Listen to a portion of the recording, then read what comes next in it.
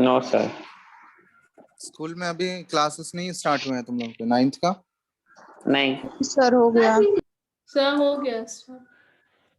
9th में ही हो ना तुम लोग? Yes sir. Yes yes sir. Sir. तो अभी केमिस्ट्री का कौन सा चैप्टर स्टार्ट हुआ है स्कूल में? Sir matter. Matter in our surrounding. Yes sir. चलो, तो स्कूल में वो पढ़ ही रहे हो, हम यहाँ पे दूसरा चैप्टर स्टार्ट करेंगे। सबसे पहले हम एटम्स एंड मॉलिक्यूल्स करेंगे, ठीक है? Okay sir. Atoms and molecules heading डाल दो, क्योंकि स्कूल में मैटर पढ़ ही रहे हो तो उधर से पढ़ो, एटम्स एंड मॉलिक्यूल्स इधर। तो लास्ट का 2 चैप्टर हम पहले इधर खत्म करेंगे, फिर उधर जाएंगे, ठीक है? क्योंकि वो सब आसान चैप्टर है, वो सब स्कूल में भी थोड़ा बहुत ध्यान दोगे तो हो जाएगा। बात समझ रहे हो?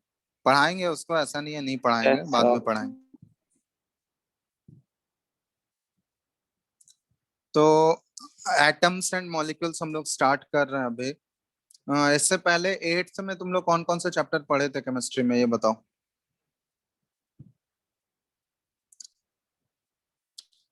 बताओ जो जो पढ़े थे 8th में। तुम लोग पढ़े हो कि ऐसे ही एग्जाम दे दिए पास हो गए सब बिना पढ़े? बिना पढ़े। कुछ भी नहीं पढ़े तुम लोग 8th में? कुछ कुछ पढ़े थे सर। अरे यार, तो कैसे काम होगा फिर जब पढ़े ही नहीं हो तो? सर उतना पता है कुछ। केमिस्ट्री में बस एक ही चीज में डाउट है, वो फॉर्मूला बनाना बस। फॉर्मूला बनाने में डाउट है? अच्छा, चैप्टर क्या क्या था केमिस्ट्री का वो तो बताओ पहले, तब तो पता चलेगा कितना पढ़े हो। केमिस्ट्री में चैप्टर्स था वो इलेक्ट्रिक वाला, और इलेक्ट्रिक वाला? Chapter metals and non metals था, और हाँ। और क्या था,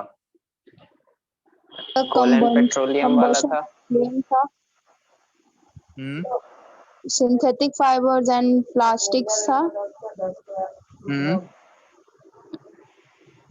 और केमिकल और effects of electric current. Chemical effects of electric current. Coal and current. Petroleum भी। Coal and petroleum, combustion and flame, ये सारा चैप्टर तुम लोग को पढ़ाई हुआ था अच्छे से स्कूल में? Yes sir. चलो, तो अगर इतना पढ़ लिए हो तब तो ठीक है, नहीं पढ़े हो तब फिर भी ठीक है। अब तो 9th में चले ही गए, कोई तो फेल नहीं हुआ होगा इस बार तुम लोगों में? No sir. सब पास? मार्क्स यस मिला तुम सर। लोग को? रिजल्ट मिला या नहीं? यस सर मिला ना। तो रिजल्ट में सबको मतलब 90 प्लस है क्या? सर मेरा 98 है। 98 बिना पढ़े? नहीं वाह, सर पढ़े थे, कुछ कुछ पढ़े थे मतलब। कुछ कुछ पढ़ के 98 ला रहे हो, अब क्या चाहिए? तुम लोग भी सोच रहे हो कि हम लोग के टाइम पे बोर्ड कैंसिल हो जाए, नहीं? हम तो सोच रहे सर काश 10th में होते। पास 10th में होते। बहुत लोग तो बोल रहे हैं एग्जाम देंगे, अब जो जो पढ़े थे उनका क्या होगा? नहीं तो फिर भी इंटरनल असेसमेंट में तो मार्क्स मिल ही रहा होगा, जो नहीं किया होगा फिर पछताएगा। कुछ नहीं पछताएगा, सबको मार्क्स मिल जाएगा। ऐसे भी अब थोड़ी ना उतना, जिसको जो अपने मार्क्स से सेटिस्फाइड नहीं है वो लोग दे सकते हैं एग्जाम, वैसा ऑप्शन रखा गया है।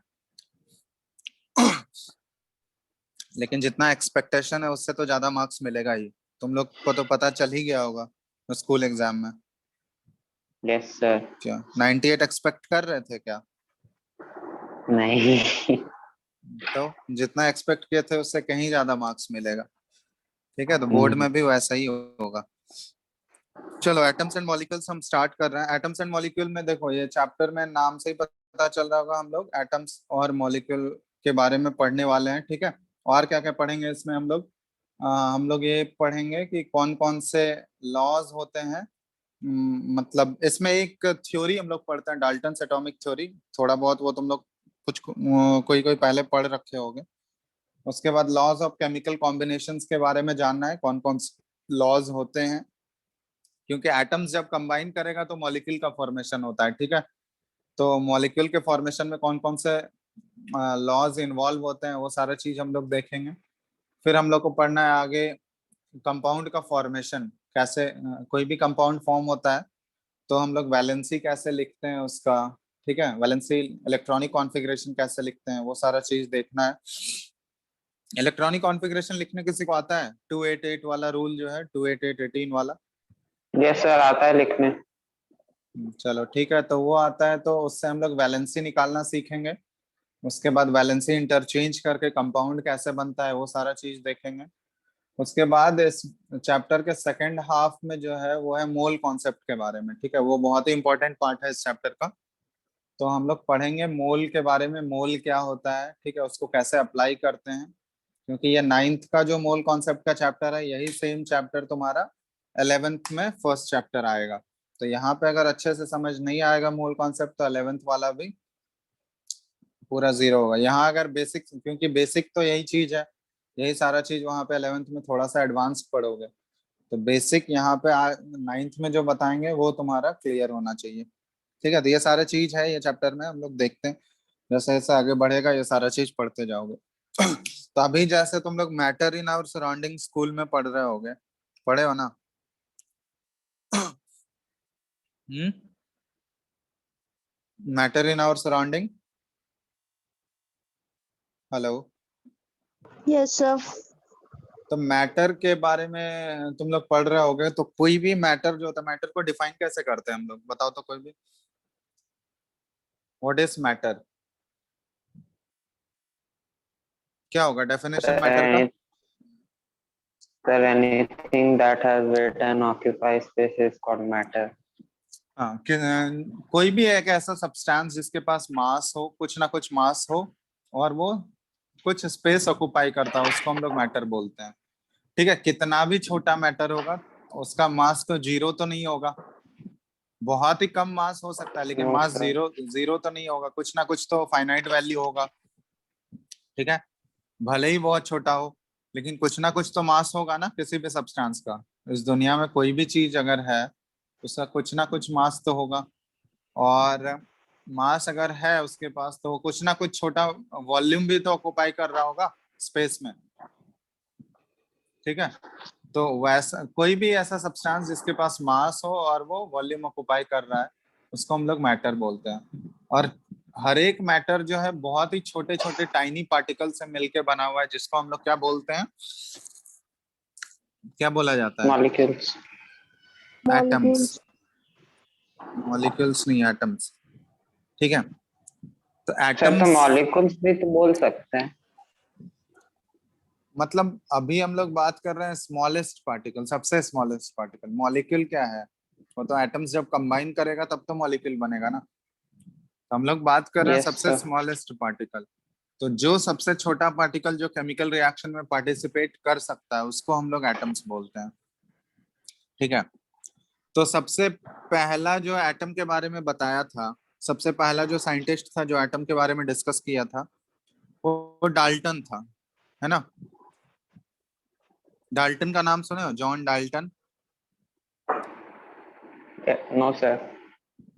तो ये एटम्स के बारे में बताया था, ठीक है, डाल्टन्स। तो उसके नाम से एक थ्योरी है, एटॉमिक थ्योरी। तो वो डाल्टन्स एटॉमिक थ्योरी हम लोग पढ़ते हैं। तो ये डाल्टन्स एटॉमिक थ्योरी एक्चुअली है तक क्या है, इसके कुछ कुछ पॉस्टुलेट्स है, मतलब कुछ कुछ पॉइंट्स ये दिया था। सबसे पहला पॉइंट ये था कि कोई भी मैटर जो है, ठीक है, पॉइंट लिए लिखते रहना, साथ में तुम लोग लिख लो। The matter is made up of, आवाज आ रहा है ना सबको? Yes, sir. ठीक है, matter is made up of indivisible particles known as atoms. ठीक है, तो कोई भी मैटर जो है वो बहुत ही छोटे छोटे स्मॉलेस्ट पार्टिकल से मिलकर बना हुआ है जिसको हम लोग एटम बोलते हैं। और ये इनडिविजिबल बोला था। इनडिविजिबल का मतलब क्या है कि एटम ही सबसे छोटा पार्टिकल है, उसको फर्दर जो है हम लोग छोटे पार्टिकल में डिवाइड नहीं कर सकते हैं। बात समझ में आया? इनडिविजिबल का मतलब समझ आया या नहीं? Yes, sir. कि ये बोला डाल्टन एटॉमिक थ्योरी में क्या बोला गया था, सबसे पहला पॉइंट यही था कि कोई भी मैटर जो है वो बहुत ही छोटे छोटे पार्टिकल से मिलके बना हुआ है जिसको हम लोग एटम्स बोलते हैं।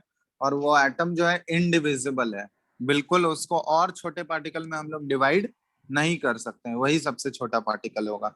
ठीक है, तो फर्स्ट पॉइंट ये था। सेकंड पॉइंट ये है, the properties of all the atoms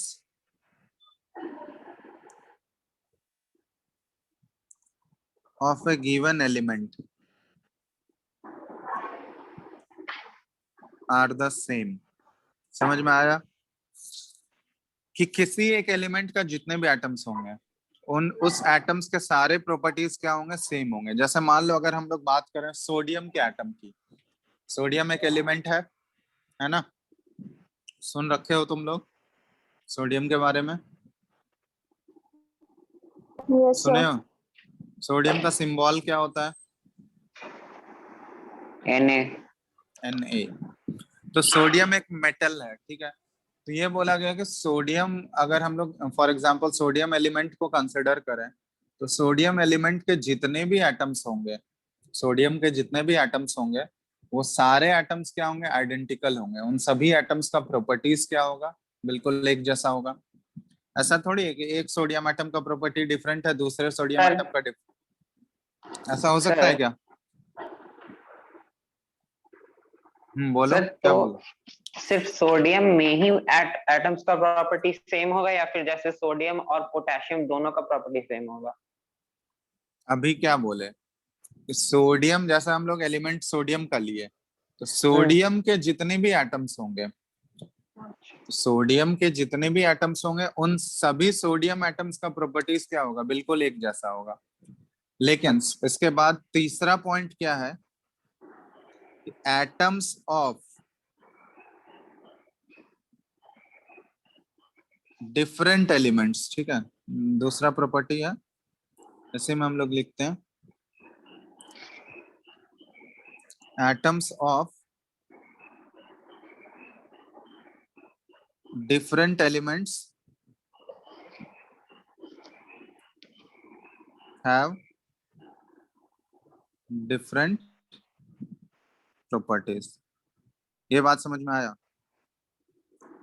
पहला पॉइंट, सेकंड पॉइंट में हम लोग क्या डिस्कस किए कि सेम एलिमेंट का एटम्स होगा, उनके प्रॉपर्टीज क्या होंगे, सिमिलर होंगे। लेकिन अगर अलग अलग एलिमेंट के एटम्स को कंपेयर करोगे तो उनके प्रॉपर्टीज क्या होंगे, डिफरेंट होंगे। जैसे मान लो अभी जैसे हम लोग सोडियम का एग्जांपल लिए थे, तो सोडियम के जितने भी सारे एटम्स होंगे सोडियम के, तो उन सभी सोडियम के एटम्स का प्रॉपर्टीज क्या होगा, सिमिलर होगा, उनका मास सेम होगा, है ना।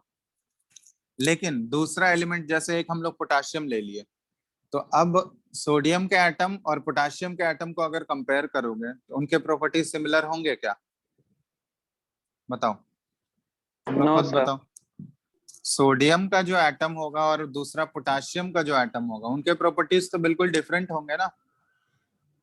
सोडियम के एटम का मास कुछ अलग होगा, पोटाशियम के एटम का मास डिफरेंट होगा। बात समझ रहे हो या नहीं? Yes, sir. तो यही है दूसरा और तीसरा पॉइंट में, सेम एलिमेंट के एटम्स का प्रॉपर्टीज क्या होगा, सिमिलर होगा। लेकिन डिफरेंट एलिमेंट के एटम्स को जब कंपेयर करोगे तो उनके प्रॉपर्टीज क्या होंगे, डिफरेंट होंगे। क्लियर है? यस और नो? Yes sir. चलो, तो ये हो गया हमारा तीसरा पॉइंट। फोर्थ पॉइंट जो है ये है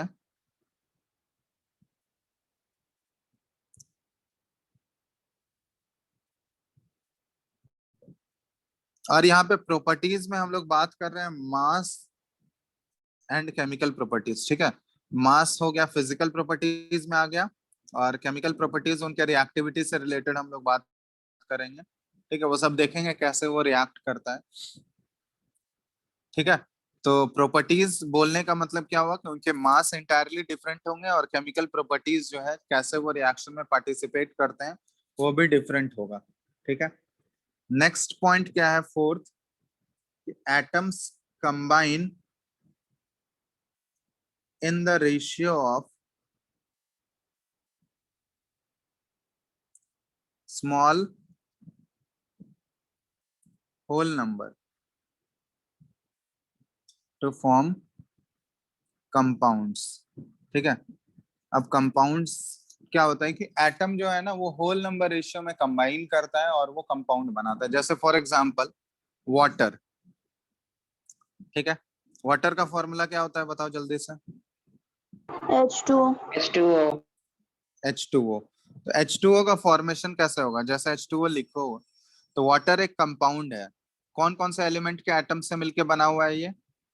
इसमें हाइड्रोजन का देखोगे 2 एटम है, 2 Hydrogen and atoms of. oxygen. हाँ, तो दो एटम्स किसका है, हाइड्रोजन का है। और ऑक्सीजन के कितने एटम है यहाँ पे? One. One atom of oxygen. तो यहाँ पे अगर तुमसे पूछा जाए कि हाइड्रोजन और ऑक्सीजन के एटम का रेशियो क्या है यहाँ पे, तो क्या लिखोगे? 2:1, है ना? 2:1। हाइड्रोजन के एटम 2 रहेंगे, ऑक्सीजन के एटम 1 रहेंगे, तभी वाटर का फॉर्मेशन होगा। अगर इन दोनों का एटम्स का रेशियो अगर डिफरेंट होगा तो उसको वाटर बोलेंगे क्या? जैसे मान लो H2O2 अगर हम लोग लिख दिए, क्योंकि हाइड्रोजन और ऑक्सीजन मिलके सिर्फ वाटर तो नहीं बना सकता है ना, और भी अदर कंपाउंड्स बनेंगे।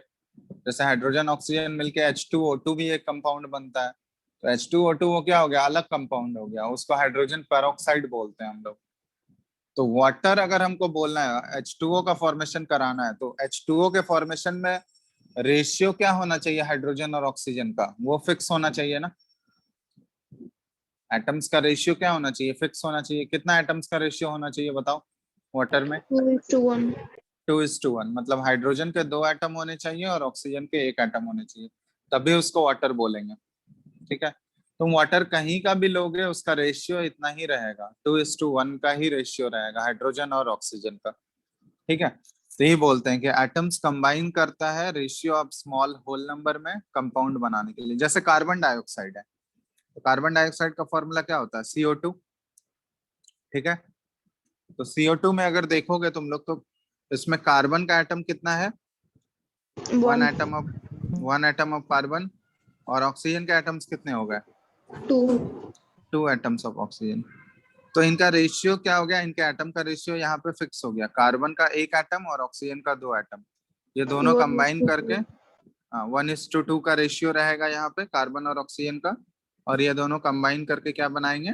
CO2 बनाएंगे। ठीक है, तो ये है कि अलग अलग एलिमेंट्स के एटम्स जो है वो होल नंबर रेशियो में कंबाइन करके कंपाउंड का फॉर्मेशन करते हैं। बात समझ आ गया? तो atoms of different element combine in the ratio of small whole number to form compounds। ठीक है, बात समझ आया? Yes. Yes sir।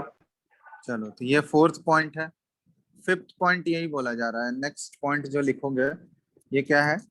The relative number and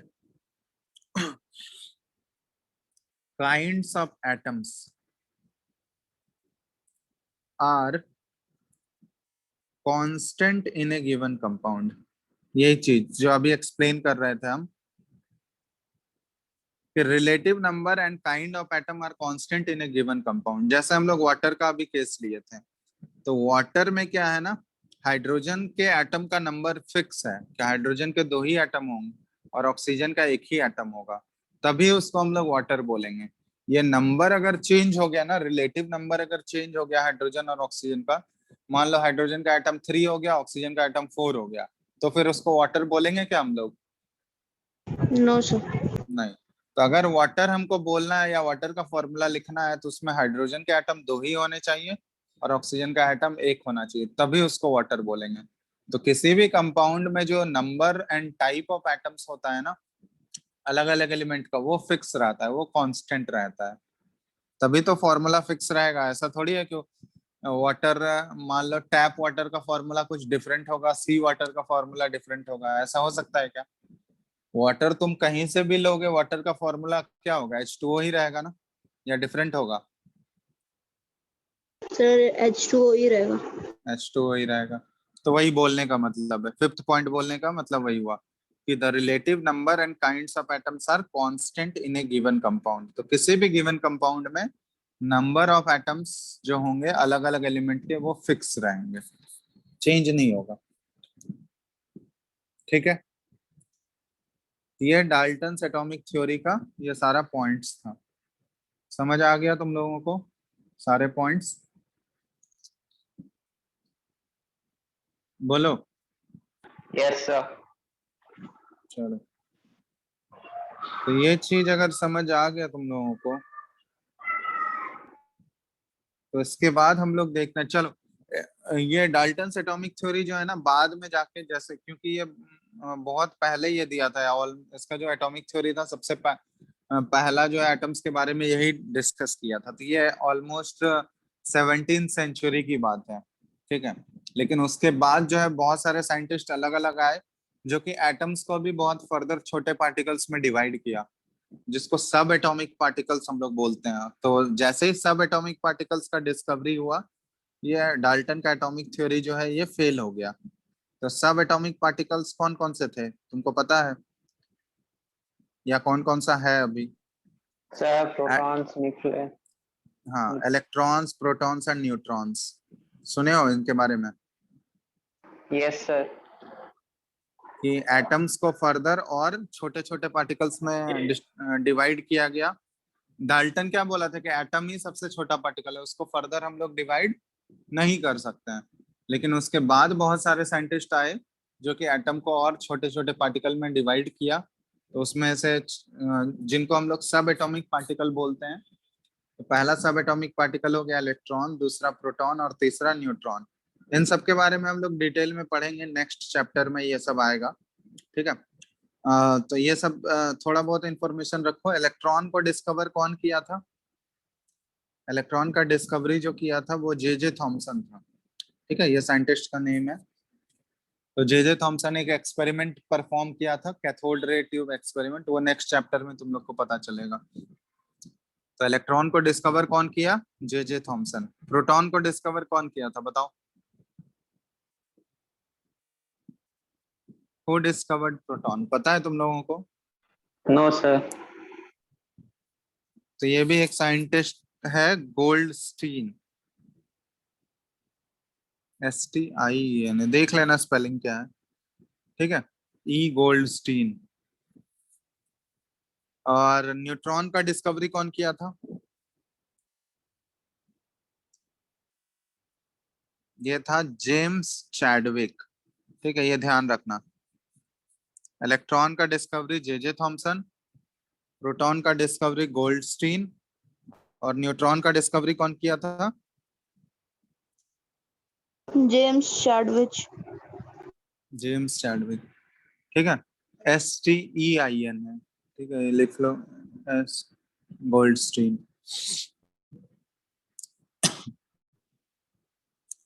ठीक है, तो ये ध्यान रखना, ये पूछा जा सकता है। तुम लोग ओलंपियाड्स देते होगे ना, उसमें पूछ सकता है ये सब।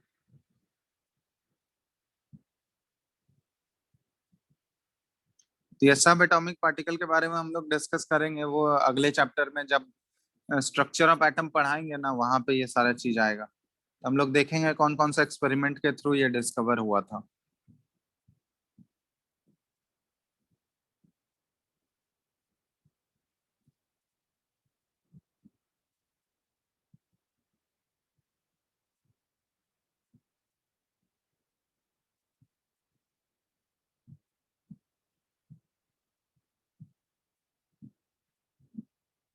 ठीक है, नोट डाउन कर लिए?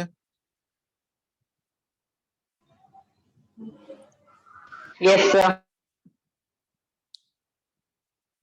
चलो, इसके बाद हम लोग जो है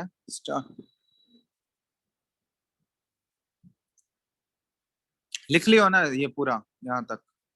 yes sir. Yes, Yes, sir. sir. चलो, इसके बाद हम लोग स्टार्ट कर रहे हैं लॉज ऑफ केमिकल कॉम्बिनेशन। ठीक है, कौन कौन से लॉज होते हैं? Laws of chemical combination. ठीक है, तो इसको एक्सप्लेन करने के लिए हमको केमिकल रिएक्शन के बारे में कुछ थोड़ा बहुत जानना चाहिए। केमिकल रिएक्शन क्या होगा? केमिकल चेंज और फिजिकल चेंज के बारे में तुम लोग पढ़े हो क्या? केमिकल चेंज और यस सर। Physical change. क्या होता है अगर हम लोग केमिकल चेंज और फिजिकल चेंज में तुमसे पूछें डिफरेंस क्या क्या है, तो क्या क्या बोलोगे, बताओ तो। सर केमिकल चेंज मतलब उसके पार्टिकल्स के साथ चेंज नहीं, हाँ हाँ चेंज हो रहा है।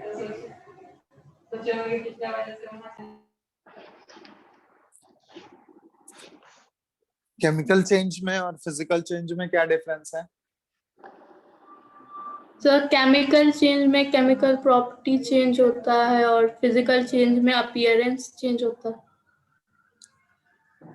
फिजिकल चेंज में अपीयरेंस चेंज होता है। देखो एक्चुअली क्या है ना, केमिकल हम लोग ऐसे बोलते हैं, फिजिकल चेंज में कोई नया सब्सटेंस फॉर्म नहीं करता है, ठीक है।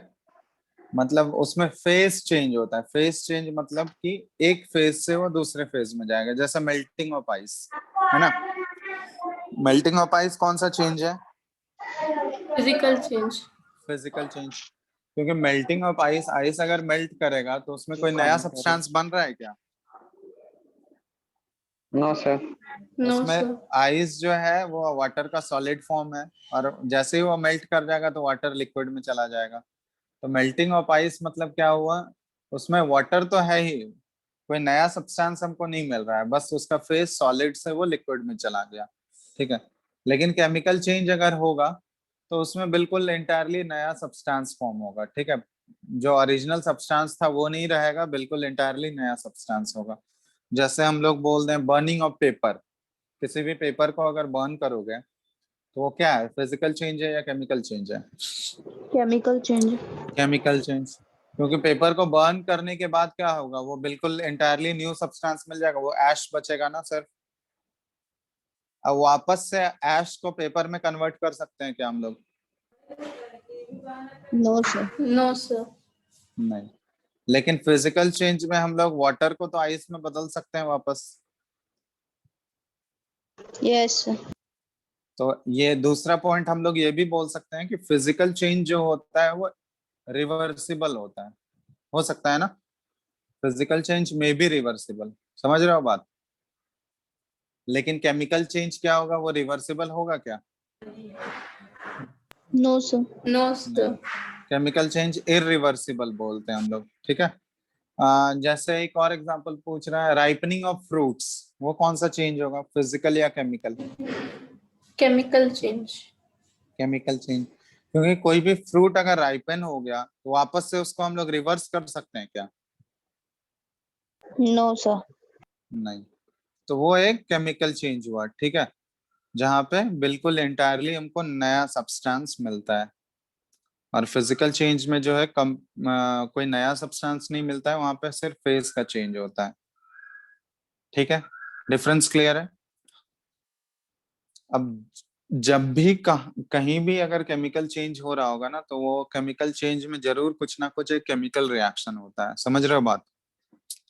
जब भी केमिकल चेंज हो रहा है तो वहां जरूर कुछ ना कुछ केमिकल रिएक्शन हो रहा होगा। बिना केमिकल रिएक्शन के केमिकल चेंज नहीं होगा, ठीक है। तो एक्चुअली केमिकल रिएक्शन में क्या होता है, इन्हें केमिकल रिएक्शन हम लोग ऐसे बोल सकते हैं। स्क्रीन दिख रहा है ना सबको? Yes, sir. यस तो सर। केमिकल रिएक्शन में एक्चुअली होता क्या है, टू और मोर मॉलिक्यूल्स या सब्सटेंसेस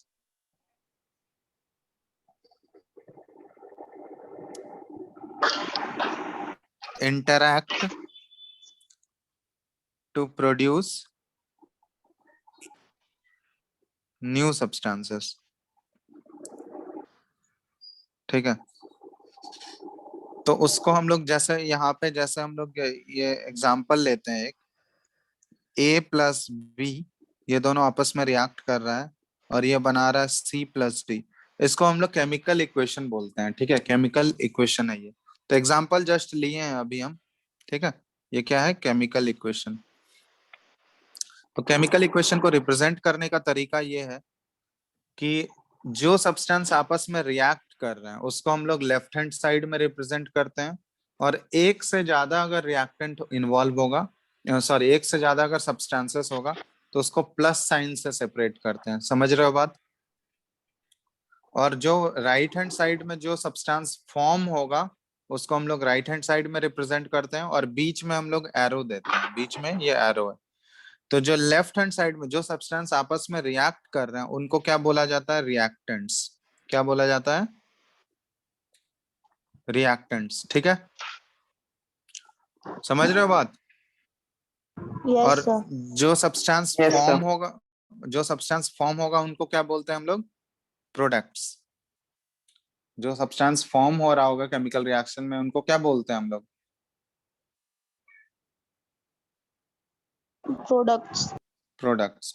और रिएक्टेंट और प्रोडक्ट को हमेशा हम लोग एक एरो से सेपरेट करते हैं, और वो एरो का पॉइंटर जो है या हेड जो है वो किसकी तरफ पॉइंट करना चाहिए? प्रोडक्ट की तरफ। समझ रहे हो?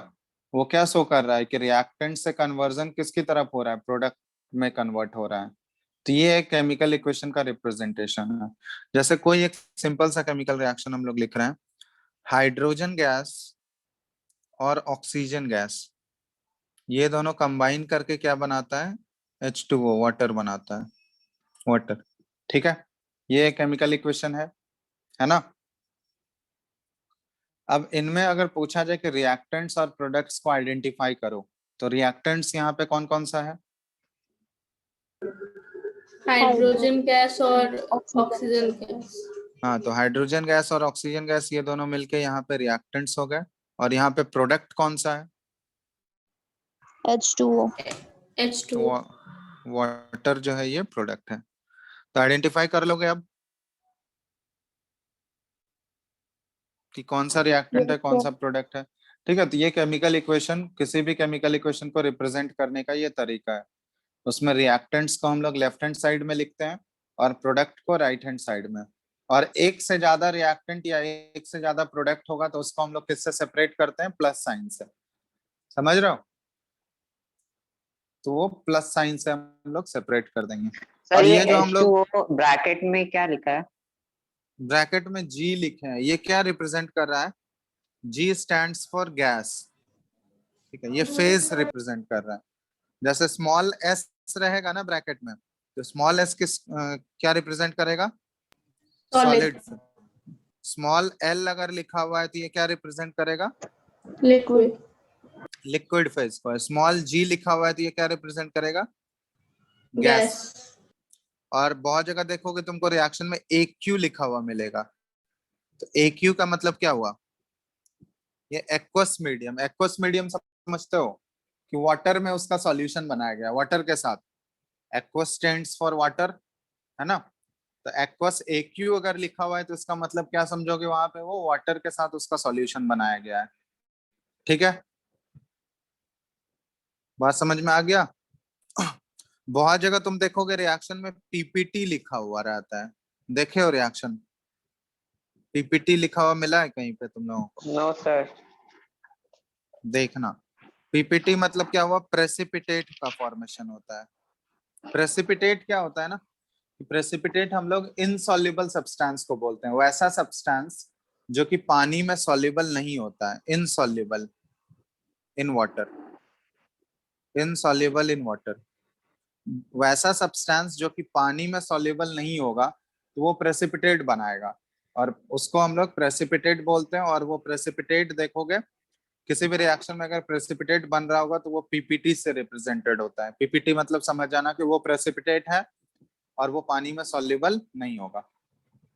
ठीक है, ये सारे सिंबल्स तुमको रिएक्शन में दिखाई पड़ेगा। समझ रहे हो?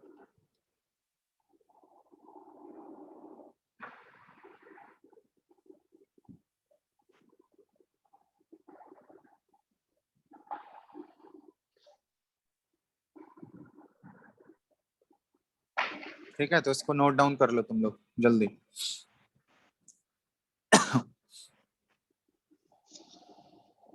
सर कर लिए। कर लिए? Yes sir.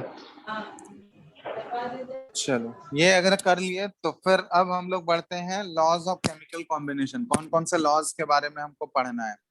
तो सबसे पहला जो लॉ है वो है law of conservation of mass. सुने हो ये तुम लोग? Law of conservation of mass सुने हो या नहीं बताओ? No sir. नहीं सुने हो अभी तक? जैसे law of conservation of energy सुने हो? Yes law of, sir. तो वही जैसे law of conservation of energy है उसी तरह law of conservation of mass है। तो law of conservation of energy में तुम लोग पढ़े होगे, क्या स्टेटमेंट है कि energy can neither be created nor be destroyed, सिर्फ हम लोग वन फॉर्म से दूसरे फॉर्म में ट्रांसफॉर्म कर सकते हैं, वही होता है ना। Yes sir. तो उसी तरह मास में हम लोग बोलते हैं according to law of conservation of mass, कोई भी मैटर जो है ना वो ना तो क्रिएट किया जा सकता है ना ही डिस्ट्रॉय किया जा सकता है, ठीक है। तो इसको हम लोग ऐसे डिफाइन करते हैं, लिखो according to law of conservation, statement important है, according to law of conservation of mass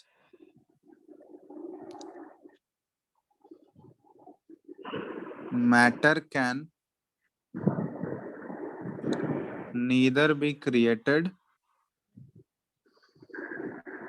nor be destroyed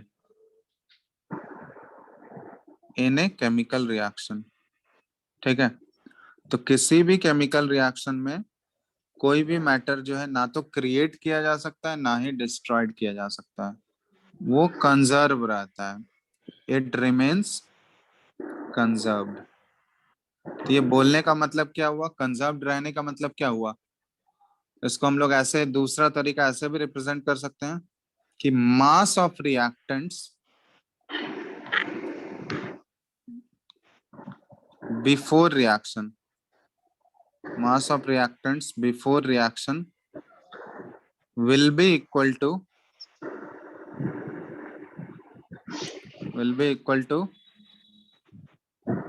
the mass of products after reaction, ठीक है।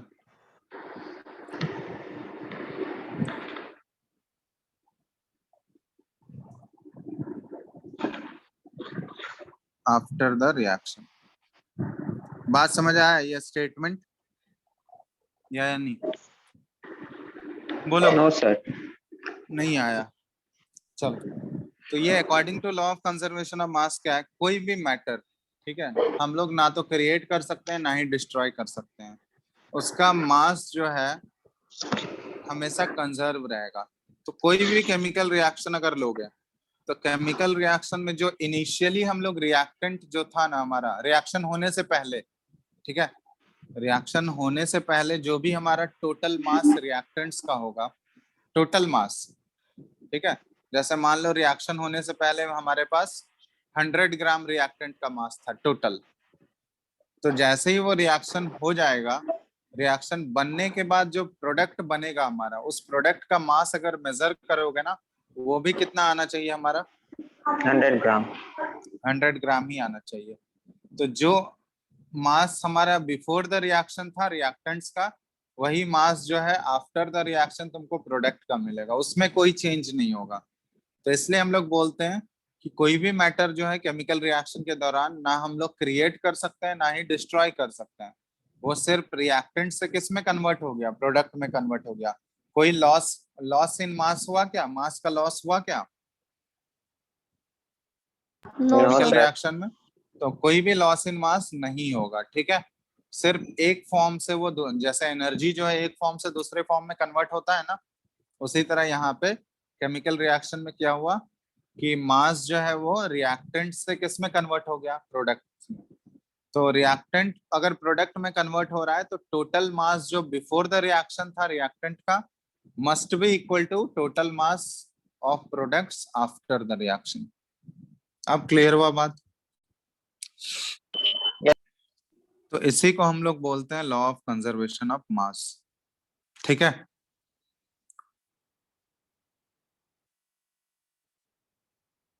समझ आ गया बात? Yes sir. Yes, sir. चलो, तो ये पहला जो लॉ ऑफ केमिकल कॉम्बिनेशन हम लोग पढ़े हैं ये law of conservation of mass है। सेकंड जो है, सेकंड हम लोग पढ़ेंगे law of constant proportion. Constant proportion या फिर देखोगे डेफिनेट प्रोपोर्शन भी रहता है।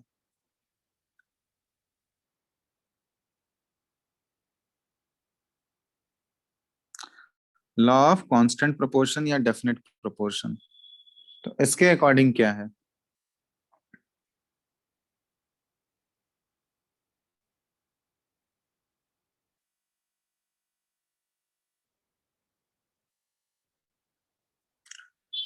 ठीक है, इसको हम लोग डिफाइन करते हैं। According to this law, a pure chemical compound, a pure chemical compound contains the same elements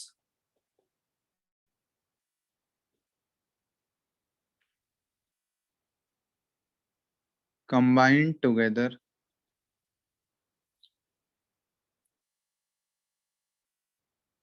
in a fixed proportion by mass। ठीक है, in a fixed proportion by mass।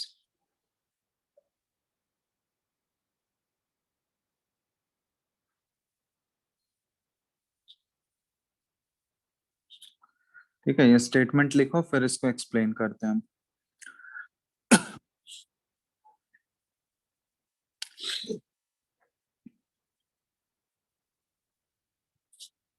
लिख लिया? Yes sir. No, sir. लिखो, जल्दी लिखो।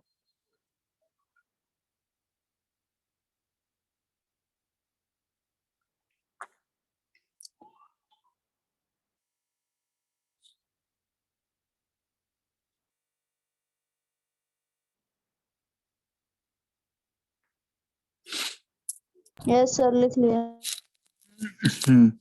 अब देखो, जैसे हम लोग वाटर का ही केस ले रहे हैं, तो ये ऑलरेडी पहले भी एक्सप्लेन कर चुके हैं, लेकिन यहाँ पे हमको मास के टर्म में एक्सप्लेन करना है। ठीक है, तो जैसे वाटर लिए हैं, तो वाटर में हमको पता है कि हाइड्रोजन के कितने एटम्स होंगे, 2 एटम्स ऑफ हाइड्रोजन है और 1 एटम ऑफ ऑक्सीजन है।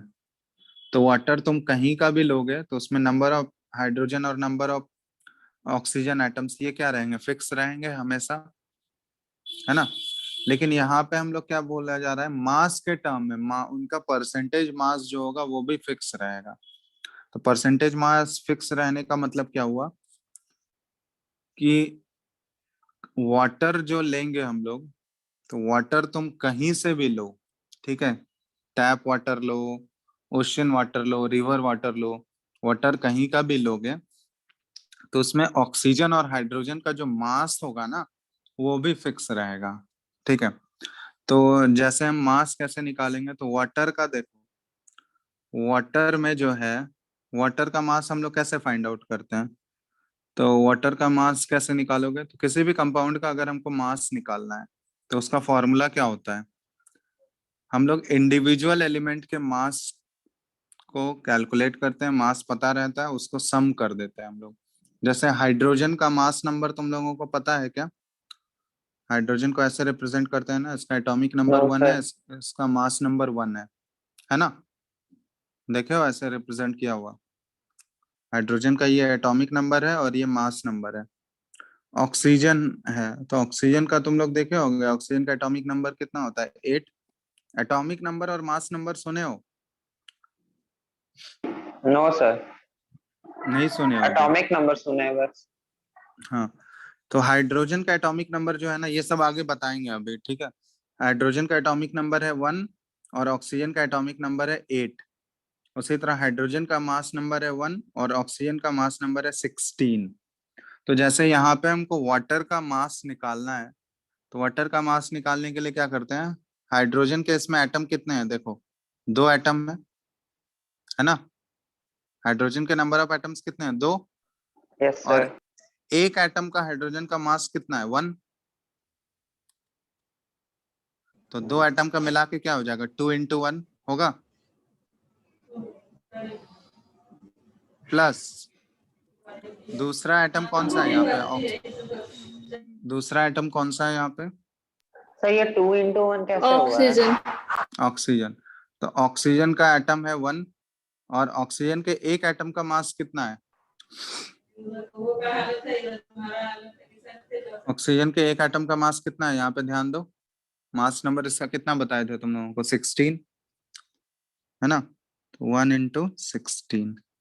अब इसका यूनिट जो है लास्ट में हम लोग AMU लगाते हैं, एटॉमिक मास यूनिट। ये सब डिस्कस करेंगे हम, ठीक है। अब इन दोनों का ऐड करो, ये क्या आ जाएगा 2 + 16, ये क्या हो गया 18 18 AMU। तो हाइड्रोजन का वाटर मॉलिक्यूल का जो एक वाटर मॉलिक्यूल का मास है ना, वो 18 AMU है। समझ आया कैसे निकाले हम या नहीं? सर ये 2 into 1 कैसे किए, क्या है? अरे हाइड्रोजन के एक एटम का मास कितना है? 2 एक का 2 है। नहीं 1 1। एटम लिखे है ना यहाँ पे, हाइड्रोजन का एटॉमिक मास कितना है 1 है, मास नंबर 1 है ना। लेकिन वाटर में जो है हाइड्रोजन के नंबर ऑफ एटम्स कितने हैं?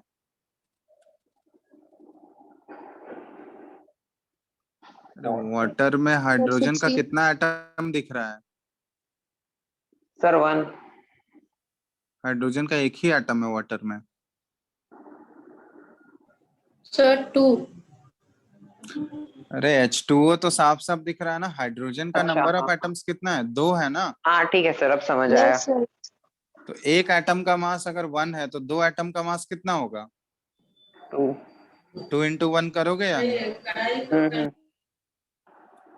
चलो तो 2 into 1 हो गया, तो वहां से हो गया हाइड्रोजन का टोटल निकाल लिए। उसके बाद ऑक्सीजन का एटम कितना है वाटर में? 1 1। 1। और ऑक्सीजन के एक एटम का मास कितना होता है? 16 16. 16। तो 1 into 16। और कोई दूसरा एटम है क्या इसमें? No sir. तो सबको जोड़ देंगे, फिर हम लोग जोड़ेंगे। Yes sir. तो 2 + 16 कितना आ गया?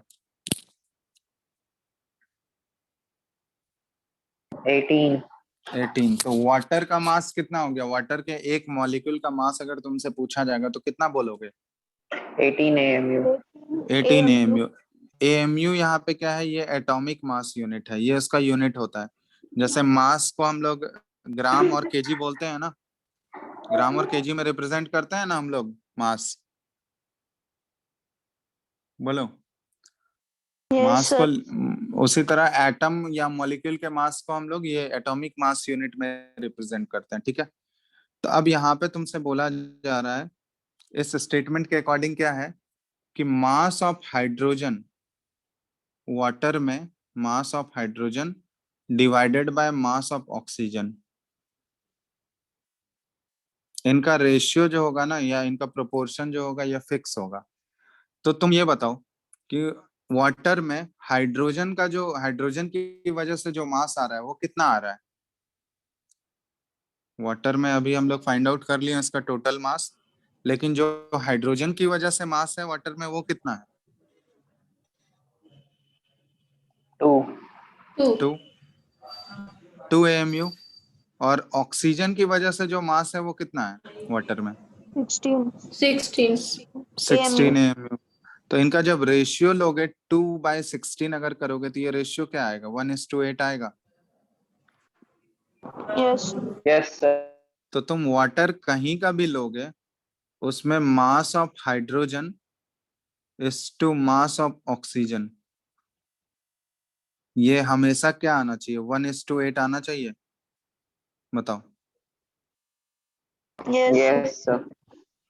तो ये यही चीज है लॉ ऑफ कांस्टेंट प्रोपोर्शन, कि तुम वाटर जो है वो कहीं से भी उठाओ, ठीक है। वाटर कोई भी लोगे, कहीं भी लोगे, कहीं का भी वाटर लोगे, तो उसमें हाइड्रोजन और ऑक्सीजन का जो मास का रेशियो है ना, वो हमेशा फिक्स रहेगा। और वो किसके इक्वल रहेगा? हमेशा 1:8 का रेशियो रहेगा, ठीक है। बात समझ आया? Yes, sir. Yes sir. तो इसी को बोलते हैं हम लोग लॉ ऑफ कांस्टेंट प्रोपोर्शन या law of definite proportion. Clear है? तो लॉ ऑफ डेफिनिट प्रोपोर्शन को अगर एग्जांपल के साथ एक्सप्लेन करना हो तो ये वाटर का एग्जांपल ले लेना, और इसमें ये फाइंड आउट कर लेना कि वाटर में mass of hydrogen is to mass of oxygen, उसका रेशियो जो होगा वो हमेशा किसके इक्वल होगा? 1:, क्या 1:8. 1:8। 1:8। ठीक है, इसी तरह जैसे CO2 वाला केस लिए थे हम लोग, तो CO2 में भी क्या होगा, कार्बन और ऑक्सीजन के मास का रेशियो क्या होगा, वो फिक्स होगा। तो हम लोग CO2 का पहले मास निकालते हैं। तो कार्बन का देखो, कार्बन का एटॉमिक नंबर होता है 6 और इसका मास नंबर होता है 12। और ऑक्सीजन का तो ऑलरेडी हम लोग देख चुके हैं, ऑक्सीजन का एटॉमिक नंबर है 8 और मास नंबर है 16। तो देखना यहाँ पे CO2 का जब हम लोग मास निकालेंगे तो CO2 में कार्बन का एटम कितना है, 1, एक ही एटम है ना कार्बन का। Yes, sir. और कार्बन के एक एटम का मास कितना होता है, 12। 12. तो 1 × 12 प्लस ऑक्सीजन का कितना एटम दिख रहा है यहाँ पे CO2 में, 2। और ऑक्सीजन के एक एटम का मास कितना है, 16. 16। 2 × 16 कर दें और इनको ऐड कर दो। ऐड करने पे देखो क्या आ रहा है, 12 + 32 कितना आ गया, 44. 44. 44 AMU। तो CO2 का जो कार्बन डाइऑक्साइड है ये, तो इसका जो एक मॉलिक्यूल होगा ना उसका मास कितना है, 44 AMU। अब इसमें देखो 44 AMU में हम लोग रेशियो निकाल रहे हैं, मास of carbon by mass of oxygen. ठीक है, अब ये ध्यान देना, मास ऑफ कार्बन कितना है, CO2 में कार्बन की वजह से मास कितना है, 12. 12. 12। और ऑक्सीजन की वजह से मास कितना है, 16. 32. 32। 32. 30. ऑक्सीजन की वजह से टोटल मास कितना है, 32 हो गया ना। तो 12/32 जब रेशियो लोगे तो कितना आएगा,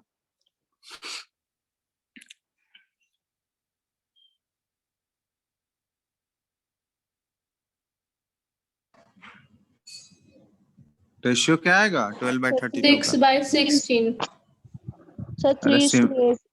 3:8 सिंपलेस्ट फॉर्म में बोलोगे ना, तो सिंपलेस्ट फॉर्म में क्या आ गया, 3:8 आया। Yes, sir. तो अब यहाँ पे ऐसे ही बोलेंगे हम लोग कि mass of carbon is to mass of oxygen, ये रेशियो कितना आना चाहिए, हमेशा किसके इक्वल होना चाहिए, 3:8 के इक्वल होना चाहिए या नहीं। Yes, sir. तो ये कार्बन डाइऑक्साइड के लिए, कार्बन डाइऑक्साइड कहीं से भी कोई भी केमिकल रिएक्शन से कार्बन डाइऑक्साइड निकले उससे कोई मतलब नहीं है हमको। उस कार्बन डाइऑक्साइड के अंदर क्या होगा, जब हम लोग कार्बन और ऑक्सीजन के मास का रेशियो निकालेंगे तो वो मास का रेशियो हमेशा फिक्स रहेगा, वो क्या किसके इक्वल रहेगा, 3:8 के इक्वल। बात समझ आया या नहीं। Yes sir. जैसे वाटर के अंदर मास ऑफ हाइड्रोजन और मास ऑफ ऑक्सीजन का रेशियो क्या रहेगा, हमेशा 1:8 फिक्स रहेगा। उसी तरह कार्बन डाइऑक्साइड के अंदर जो है mass of carbon is to mass of oxygen, इनका रेशियो जब निकालेंगे तो वो हमेशा किसके इक्वल रहेगा, 3:8 के इक्वल। ठीक है, कोई दिक्कत। No sir. तो इसी को हम लोग बोलते हैं लॉ ऑफ कांस्टेंट प्रोपोर्शन या फिर लॉ ऑफ डेफिनेट प्रोपोर्शन।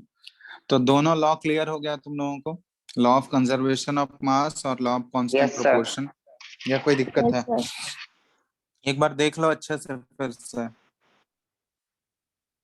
कोई दिक्कत है तो बताओ, तो फिर से एक्सप्लेन कर देंगे। नो सर, कोई दिक्कत नहीं। नहीं है दिक्कत, किसी को भी कोई डाउट है तो No, पूछ लो, sir. No, sir. नहीं तो फिर हम पूछेंगे फिर। Okay sir.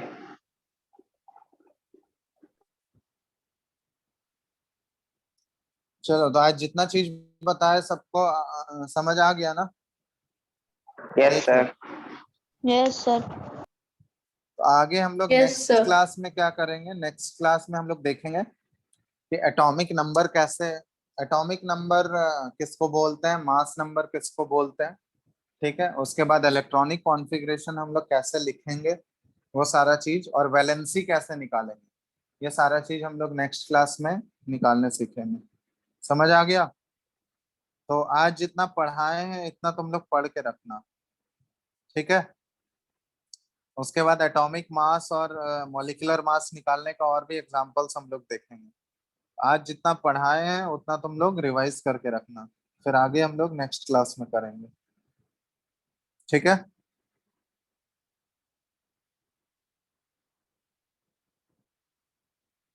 कोई डाउट यस किसी को? Sir, no sir.